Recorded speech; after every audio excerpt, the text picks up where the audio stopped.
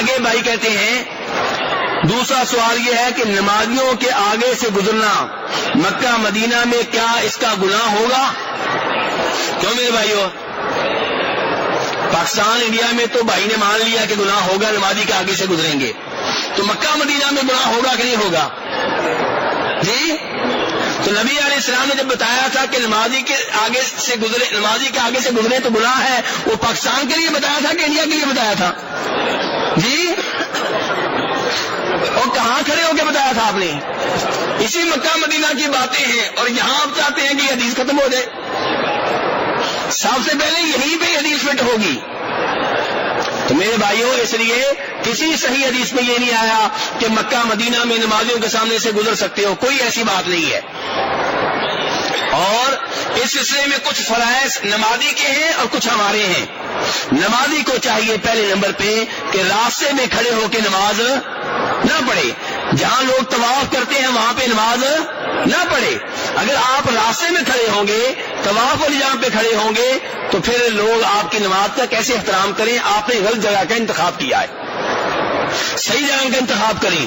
اور نبی علیہ الصلوۃ والسلام نے یہ تعلیمات دی ہیں کہ نمازی کے آگے ستھرا ہونا چاہیے، تو آپ کسی ستون کے قریب ہو کے کھڑے ہوں، آپ کے سامنے کوئی ستون ہو، کوئی پلر ہو، کوئی کرسی ہو، کوئی لکڑی ہو، کوئی دوست آپ کے سامنے بیٹھا ہوا ہو، کوئی نہ کوئی چیز آپ کے سامنے ہونی چاہیے۔ اور اس کے بعد پھر اگر کوئی آپ کے سامنے سے گزرتا ہے تو بخاری شریف کی حدیث ہے کہ آپ اس کو آگے سے گزرنے سے روکیں، ہاتھ آگے کر دیں۔ اگر پھر وہ گزرے، فرمایا اس سے لڑیں، فإنما هو شیطان، یہ شیطان ہے۔ نمازی کے سامنے سے گزرنا میرے بھائیوں، نماز ایک عظیم عبادت ہے، نمازی کے آگے سے نہ گزریں۔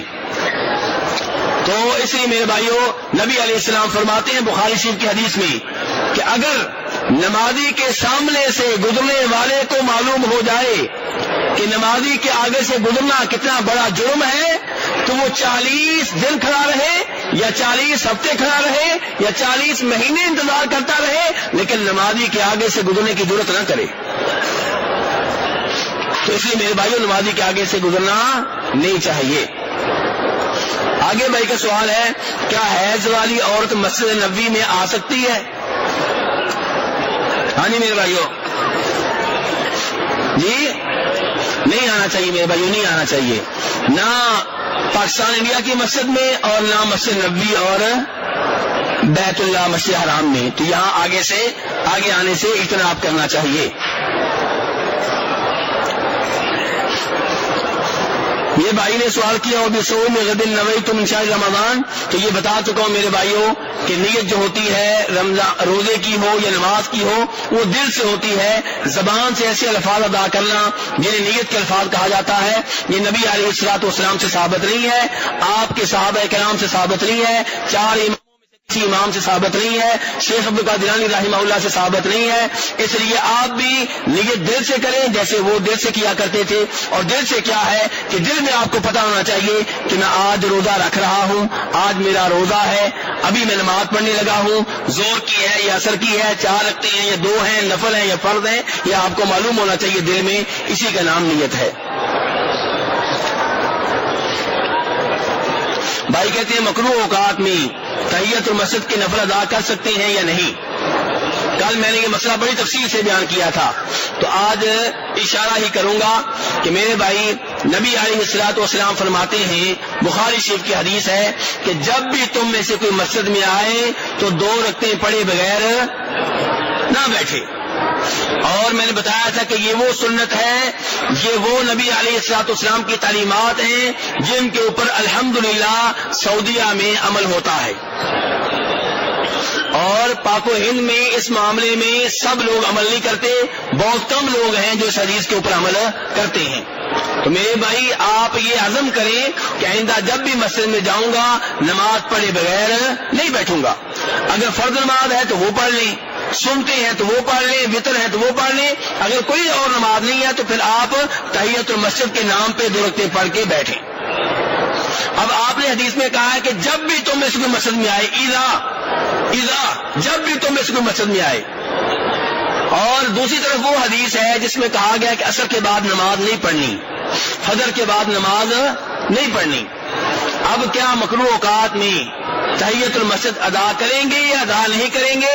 میرے بھائی صحیح بات یہ ہے کہ وہ نماز جس کا کوئی سبب ہو، جس کی کوئی وجہ ہو، وہ نماز مکروہ اوقات میں ادا کی جا سکتی ہے۔ مثلا طواف کی 2 رکعتیں، ابو داؤد شریف کی حدیث ہے، نبی علیہ السلام نے فرمایا کہ کوئی بھی آدمی کسی وقت بھی طواف کرے اور 2 رکعتیں ادا کرے، اسے روکا نہ جائے، دن ہو یا رات ہو، دن اور رات کا کوئی بھی لمحہ ہو، کوئی بھی گھڑی ہو۔ نبی علیہ السلام نے خود عصر کے بعد وہ سنتیں ادا کی ہیں جو ظہر کے بعد والی آپ کی کسی وجہ سے رہ گئی تھی۔ نبی علیہ السلام نے کسی آدمی کو فجر کی نماز کے بعد سنتے پڑھتے ہوئے دیکھا اور آپ نے اس کے عمل کو غلط قرار نہیں دیا۔ اور بھی کئی دلائل ہیں، تو خلاصہ کلام یہ ہے کہ سببی نمازیں جو ہے میرے بھائی وہ مکروہ اوقات میں ادا کی جا سکتی ہیں۔ اب ایک آدمی مسجد نبوی میں آتا ہے، عصر کے بعد داخل ہوتا ہے، تو ہم اس سے کہیں گے تحیۃ المسجد کی 2 رکعتیں ادا کرو، اور اس کے بعد وہ کہتا ہے کہ میں مزید نفل پڑھنا چاہتا ہوں، ہم کہیں گے نہیں، تحیۃ المسجد کی کوئی وجہ تھی، کوئی سبب تھا، اب مزید نوافل، عام نوافل آپ نہیں پڑھ سکتے۔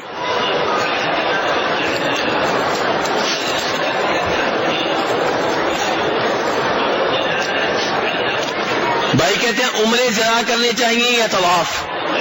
میرے بھائی حسب استطاعت جو آپ کر سکتے ہیں کریں، لیکن عمرہ وہ کریں جو عمرہ نبی علیہ الصلوۃ والسلام اور صحابہ کرام کیا کرتے تھے، ٹھیک ہے؟ یہ جو تنعیم سے آپ عمرہ کرتے ہیں، مسجد عائشہ سے جو عمرہ آپ کرتے ہیں، یہ پیارے حبیب علیہ الصلوۃ والسلام سے ثابت نہیں ہے۔ آپ کے 1 لاکھ سے زیادہ صحابہ کرام میں سے کسی صحابی سے ثابت نہیں ہے، سوائے جناب عائشہ رضی اللہ عنہا کے کہ وہ عمرے کے لیے گئی اور جب مکہ کے قریب پہنچی تو انہیں حیض آ گئے، 4 تاریخ کو پہنچی تھی اور 8 تاریخ کو حج شروع ہوتا ہے، 8 تاریخ کو پھر ان کا حج شروع ہو گیا، اور جب انہوں نے حج کیا تو پھر نبی علیہ الصلوۃ والسلام سے درخواست کی کہ لوگوں نے عمرہ بھی کیا ہے، حج بھی کیا ہے، اور میں نے صرف حج کیا ہے، یعنی کہ مستقل عمرہ نہیں کیا، تو آپ نے ان کے بھائی عبد الرحمان سے کہا تھا ان کو تنعیم سے عمرہ کرا دو، تو جناب عائشہ کو عمرہ کرایا گیا، اس لیے کہ یہاں سے عمرے کی نیت سے گئی تھی، حیض آ گئے تھے، اوپر سے حج آ گیا تھا، تو مستقل عمرہ نہیں ہو سکا، وہ کرایا گیا۔ آج بھی ہماری کوئی ماں بہن اگر پاکستان انڈیا سے آتی ہے حج سے پہلے اور ناپاک ہو جاتی ہے، اوپر سے حج شروع ہو جاتا ہے، وہ عمرہ جو مستقل کرنا تھا وہ رہ گیا ہے، تو وہ تنعیم سے کر لے، مسجد عائشہ سے کر لے۔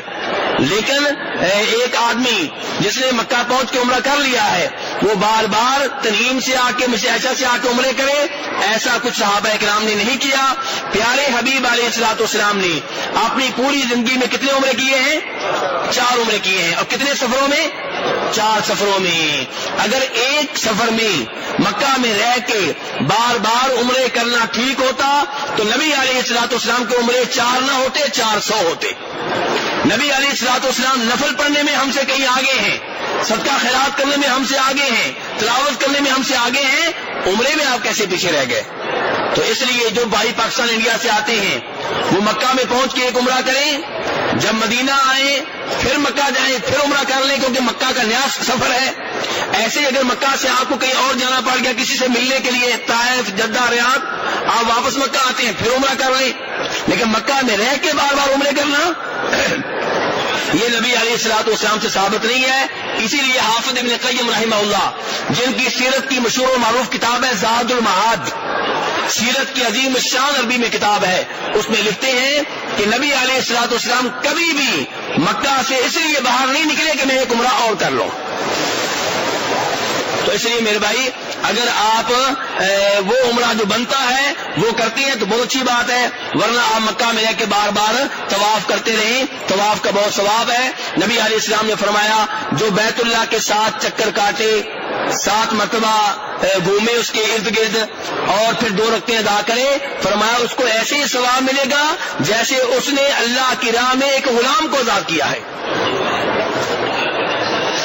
اور یہ حدیث ابن ماجہ میں آئی ہے، ترمذی شریف میں آئی ہے، اور دوسری روایت میں آپ فرماتے ہیں کہ طواف کرنے والا دوران طواف جب بھی قدم اٹھاتا ہے اور زمین پہ رکھتا ہے، ہر قدم کے بدلے میں 10 نیکیاں ملتی ہیں، 10 گناہ معاف ہوتے ہیں، 10 درجات بلند ہوتے ہیں، اور یہ روایت مسند احمد میں آئی ہے۔ تو اس لیے بار بار میرے بھائی آپ طواف کریں۔